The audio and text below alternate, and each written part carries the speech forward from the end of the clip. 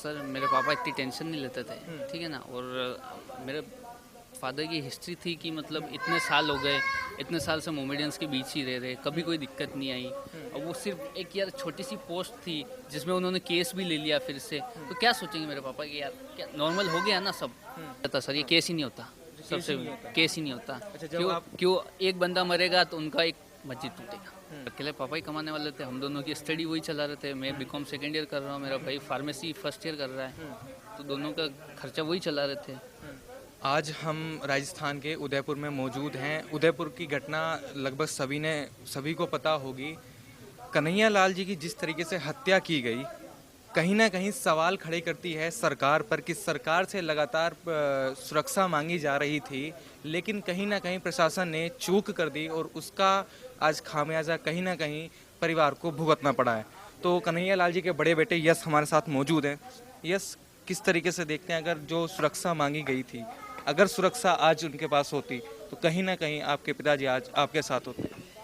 Yes sir, वो उस समय उनसे डील हुई थी जी। तो अगर अगर उस समय प्रशासन सही डिसीजन लेता है, या मे बी कि मेरे फादर के साथ कोई दो अगर गार्ड भी लगा देता उनके, तो आज मे बी कि मेरे फादर जिंदा होते।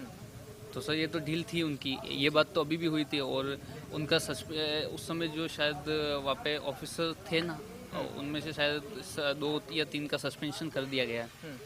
अच्छा, ये बताइए, जो वीडियो वायरल हुई है उसमें वो गर्व महसूस कर रहे हैं? गर्व भी महसूस कर रहे हैं ना वो तो। क्या बोल रहे हो कि मतलब हम तो हमारे जिहाद के लिए कुछ भी करेंगे, हम हमारे XYZ किसी का भी नाम ले रहे हैं, वो मुझे तो इतना याद भी नहीं है उनका के नाम, बट फिर भी वो जिसके बारे में बोल रहे हैं कि हम उनके लिए कुछ भी कर सकते, जान दे सकते, जान ले भी सकते, तो सर ये तो अल जिहाद ही है ना। सर कश्मीर फाइल्स क्यों बनी थी, यही तो इशू था उसमें। तो क्या लगता है आपको, बार बार जो धमकियां मिल रही थी, तो कहीं ना कहीं डर का माहौल एक आपके परिवार के साथ था, उसके बाद भी दुकान पे जाना? सर मेरे पापा इतनी टेंशन नहीं लेते थे, ठीक है ना। और मेरे फादर की हिस्ट्री थी कि मतलब इतने साल हो गए, इतने साल से मोमेडियंस के बीच ही रह रहे, कभी कोई दिक्कत नहीं आई। और वो सिर्फ एक यार छोटी सी पोस्ट थी जिसमें उन्होंने केस भी ले लिया फिर से, तो क्या सोचेंगे मेरे पापा कि यार क्या नॉर्मल हो गया ना सब। फिर भी मतलब अपन ने री-FIR कराई थी कि मतलब FIR नहीं थी, वो कंप्लेंट थी वो, कि मतलब हमारी जान को खतरा है, तो भी मतलब प्रशासन की तरफ से थोड़ा ढील रह गई, तो उसमें मेरे फादर एक्सपायर हो गए। अच्छा, ये बताइए, जहाँ आपकी दुकान थी तो क्या वो पूरा मुस्लिम बहुल इलाका है? पूरा ज़्यादातर है उसमें मोमेडियंस है ये, तो आपके कस्टमर जो आपके फादर के, वो भी लगभग सब मुस्लिम है? सब है, मिक्स है। मिक्स है। क्या लगता है उनको, जो बताया? कस्टमर्स भी है, टोटल कास्ट के कस्टमर आते हैं अपने पास। अच्छा, ये बताइए, जो उन्होंने पोस्ट की, जो आप बता रहे हैं कि गलती से वो पोस्ट हो गई, तो रीपोस्ट हो गई, तो क्या लगता है उनको ये पसंद नहीं आया? सर वो पसंद नहीं आया, वो तो वो उनकी थी वो प्रॉब्लम, बट वो अभी भी मैं यही कहूँगा कि वो पोस्ट कैसे हुई ये मेरे फादर को भी नहीं पता था, ना हमें पता है कि वो कैसे हुई। यार फेसबुक चलाते कहीं शेयर वेयर पे हाथ लग गया होगा, मे बी हो गया होगा, ऐसा था। अच्छा, ये बताइए, जिन्होंने ये हत्या की है, क्या उनसे कभी पहले मुलाकात हुई या पहले कभी दुकान पे आए हों? नहीं सर, अननोन पर्सन्स थे वो हमारे लिए, कभी भी नहीं देखा उनको हमने, कभी नहीं देखा? कभी नहीं देखा। अच्छा, लगातार गतिविधियां हो रही थी कि कोई लोग दुकान पे आ रहे थे, कौन लोग थे, क्या उनको पहले कभी देखा कि बार बार दुकान के आसपास के चक्कर लगा रहे थे? नहीं सर, जो रेकी करने वाले कुछ मतलब उस समय क्या दुकान बंद थी, तो वो भी हमने देखा नहीं था। मतलब लोग बोल रहे थे एरिया के आसपास के कि मतलब आपके दुकान के तो कोई चक्कर काट रहा है, मतलब ध्यान रख रहे दुकान का। 60,000 उलमा हिंदुस्तान की आज़ादी के लिए फांसी पर गए।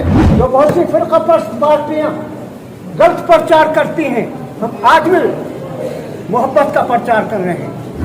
एतमाद दिलाते हैं वजीर आजम को, वजीर दाखिला को, कि अगर हमको जरूरत पड़ेगी तो हम जान माल की कुर्बानी लेके देने के लिए आज भी तैयार हैं। उस वक्त भी सिपह सालार थे और हम आज भी सिपह सालार हैं। मदारिस में अखलाक सिखाते हैं, मदारिस में वफादारी, मुल्क की वफादारी का दर्स देते हैं। और यही मदारिस हैं, जब हिंदुस्तान गुलाम हो गया था, अंग्रेज़ों ने गुलाम बना दिया था, मौलाना अब्दुल अजीज साहब रहमतुल्लाह अलैह जिस वक्त ऐलान किया था कि अब मुल्क हमारा है,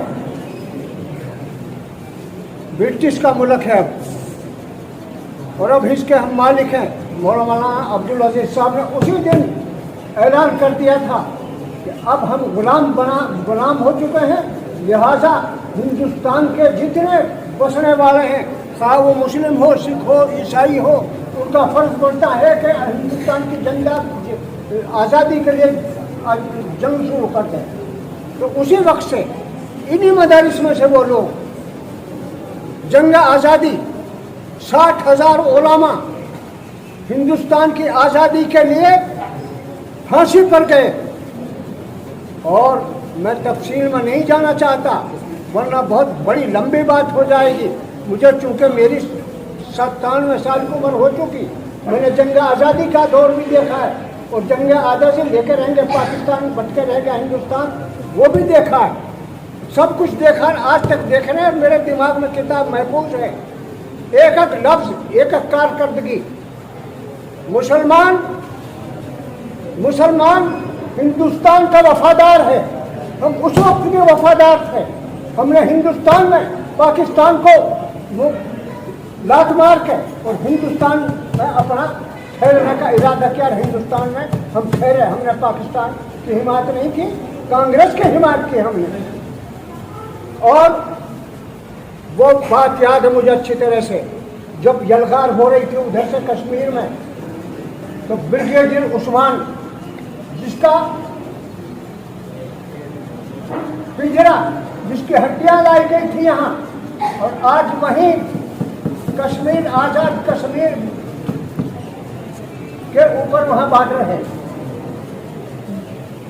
उस वक्त भी हम सिपह सालार, और अमेरिका कहता था कि पेटेंट टैंक को कोई नहीं छू सकता दुनिया में। अब्दुल हमीद हवलदार आज 3 पेटेंट टैंक जगह जगह खड़े हुए हिंदुस्तान में, और हम आज भी सिपह सालार हैं। जो बहुत सी फिरकापरस्त पार्टियां गलत प्रचार करती हैं, हम आज भी मोहब्बत का प्रचार कर रहे हैं। हम उस वक्त भी सिपह सालार थे और हम आज भी सिपह सालार हैं, और हम हैं वफादार। और हमको पता है कि कुछ प्रचार करने वाले वो है गद्दार। हम अब उस वक्त भी वफादार थे, उस अब भी वफादार हैं। हिंदुस्तान हमारा मुल्क है, तनज़्ज़ुल तरक्की सब हमारा हिंदुस्तान के साथ है।